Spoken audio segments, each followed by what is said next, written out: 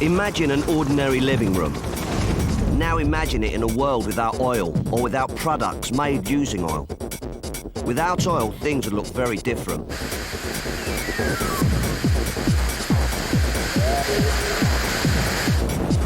But do we have to depend on it?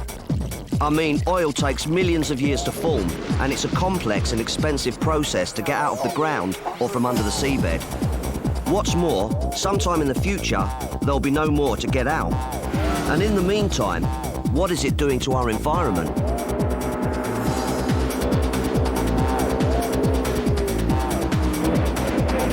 In a valley in Wales, there's somewhere dedicated to showing there are alternatives to complete dependency on oil.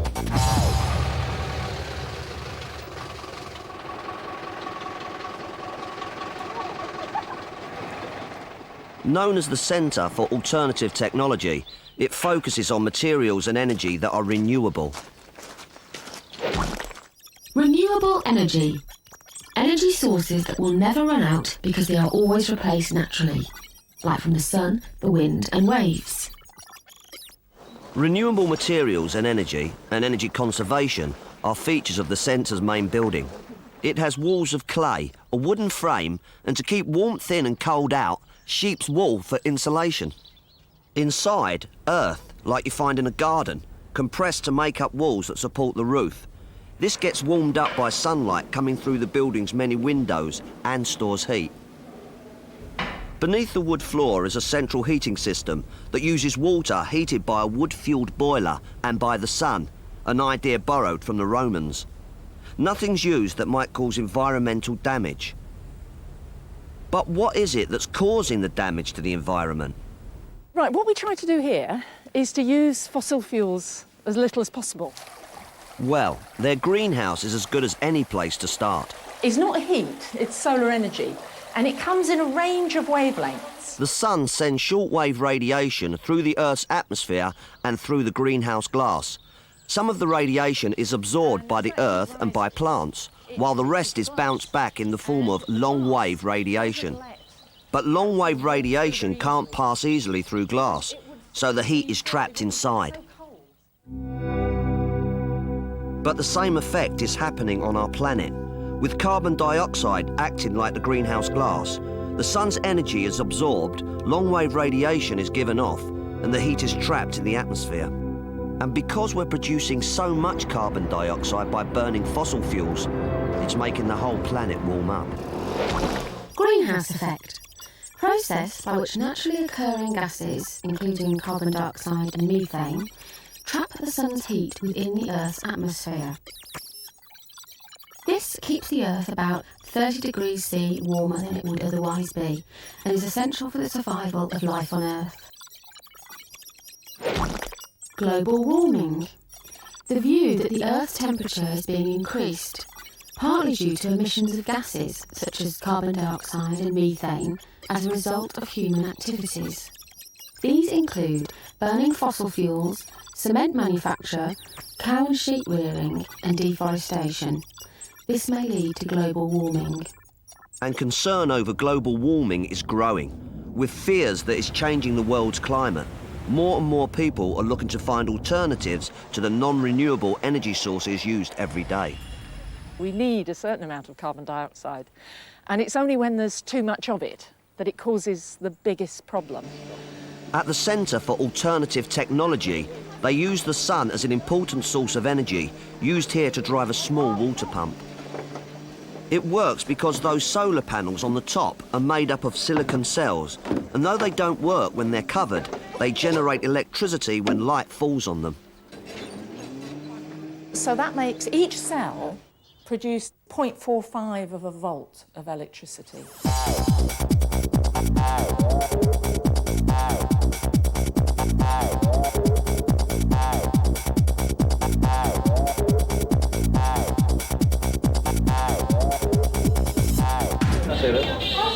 Put in front of bright lights, these single cells produce about a watt of electricity, enough to make a buzz, and a propeller do whatever propellers do.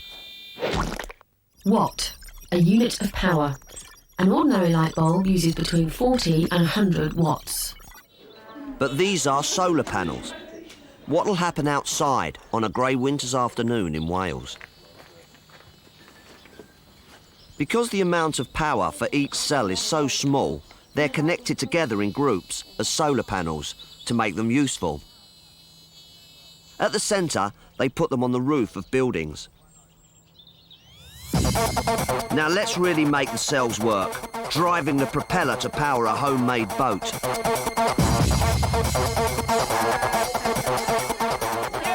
Apart from using the sun's free energy, there's one other advantage of solar cells. Nothing moves in them, so there's nothing to go wrong. Solar energy has been used for many years, and in this country, its main use has been in water heating.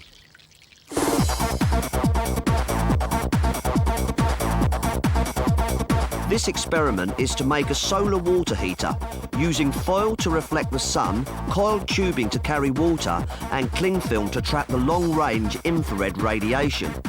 Question for the smart ones: why is the tubing that's being used black? There have been many odd, you might say plain daft ideas about using solar panels. Like this solar car built 20 years ago. Imagine breaking down on a motorway because you ran out of sun.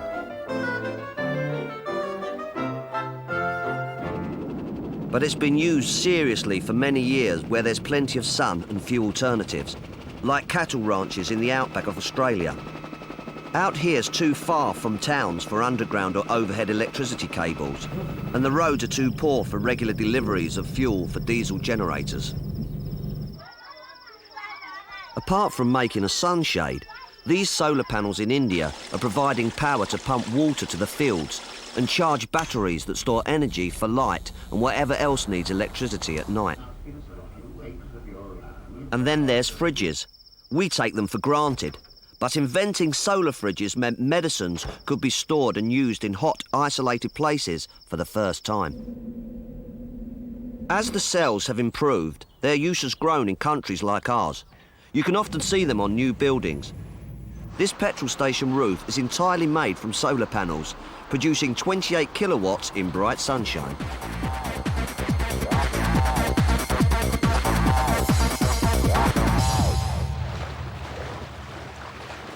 Water power is another renewable energy source.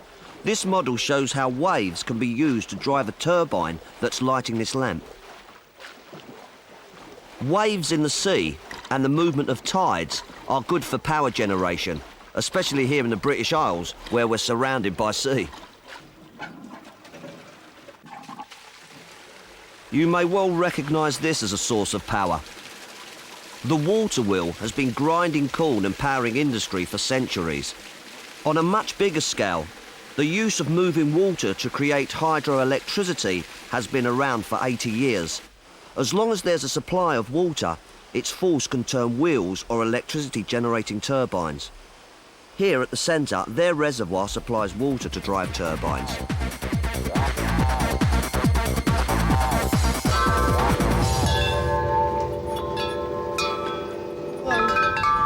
What's causing this seat to move is a strong breeze blowing along the valley. The movement here is generated by the wind catching the blades of the windmill above. Actually, they call it a wind machine, and if it generates electricity, it's a wind generator or wind turbine.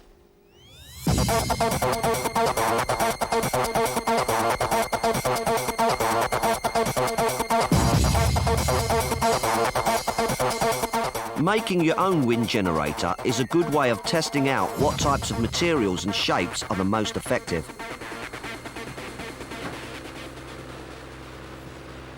Right, what have you got? This one produced just over a watt. Do you feel the wind in our backs? The centre has two full-sized wind generators. This, the biggest and most remote, can produce 600 kilowatts an hour, enough to run about 3,000 televisions. There's a device up on the top which measures the direction of the wind, and another little one that measures the speed of the wind. And then those send an electronic message to the computer. So the computer controls it? Yeah, it does.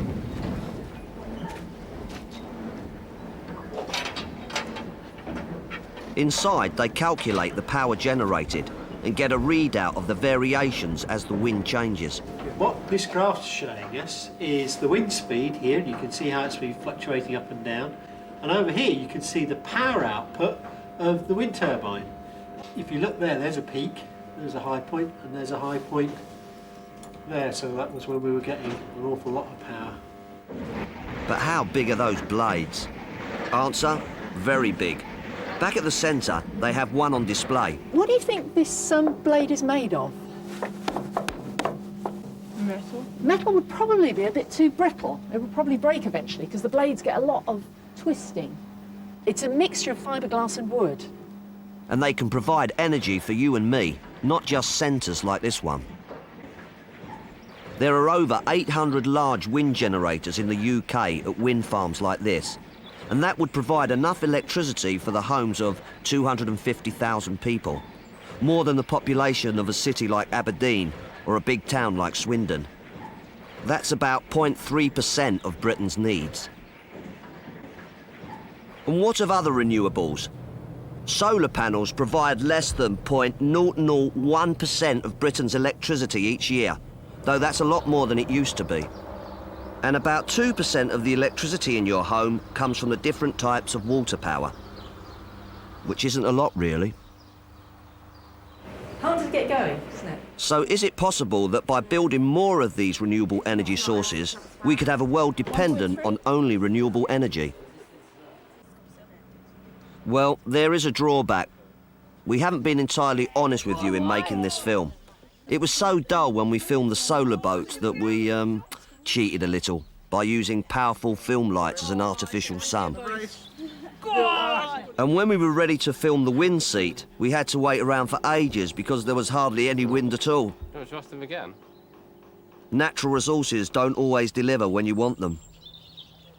What's more, how would our students have reached the centre if they hadn't had a diesel-powered bus to get them here? And there are other concerns. To create water power, the natural landscape might need to be changed. Low-lying areas like river valleys and wetlands may need to be flooded or destroyed. What about the wildlife that needs these special areas to survive? What'll happen to them? What impact will structures like wind turbines have on the scenery? And solar panels are expensive to make and to buy.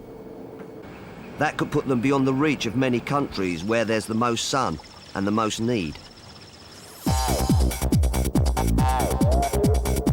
So what's the answer? And is it worth looking for? And can we afford not to?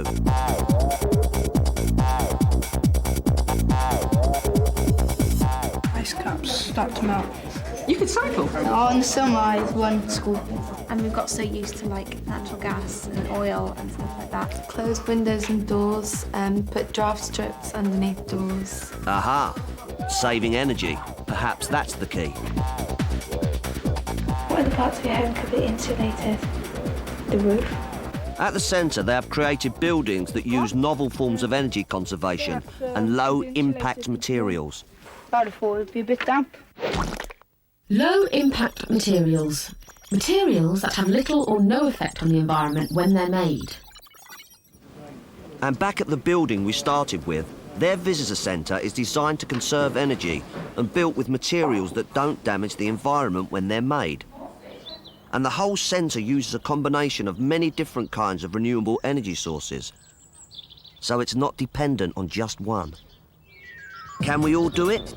Not just one or two places, but the whole of the UK, the whole of the world. It'll mean a change in the way we create and use energy, and that'll affect pretty well everything about the way we live. Is that something you're prepared to accept? And what do you think will happen if changes aren't made?